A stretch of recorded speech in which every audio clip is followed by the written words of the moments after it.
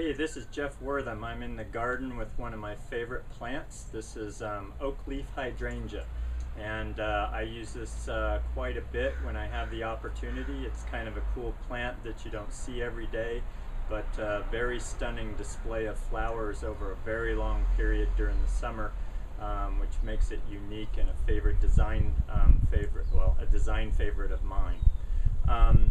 So what I can tell you about it is much like other hydrangeas, it likes that same kind of part shade exposure, especially in California. In Northern California, we're in an inland valley. It gets in the 90s and the hundreds during the summer here, and where you get that kind of a heat, you need to have some protection during the hottest part of the day for this plant.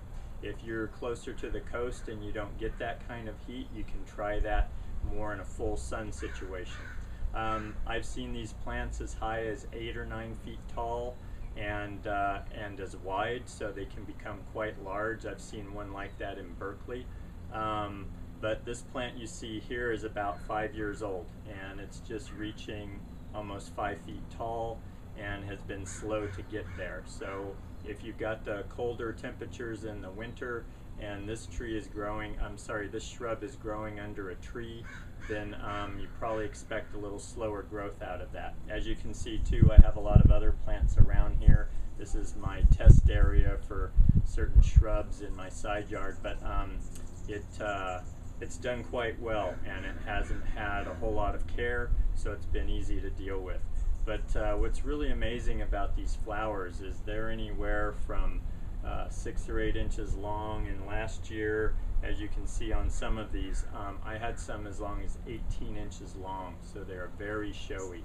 I'll also include a picture of it during the fall or the end of summer when these start to change color and you get kind of an amber tone to the flowers. They just get more and more interesting. So, and even as they fade into the winter, they're still nice when they're dry. They have a nice amber brown color. So they're really good for a good, I'd say 6 months or so in the landscape. Quite a show. So that's Oakleaf Hydrangea. Check that one out. Here's the late summer look of the Hydrangea quercifolia, the Oakleaf Hydrangea. And you can see this is the end of August. It's almost September. And again, I'm in a warm inland valley in Northern California. And here's the coloration in the flowers. You get this nice ambery tone in the petals. You still have some white in there. Starting to see a little pink show up in these, and they'll keep moving towards that kind of pinkish tone in the petals. So I'll have continued interest from this plant well into October, and you know, they started blooming back in May, June, so you really get a long show out of these, not to mention very dramatic.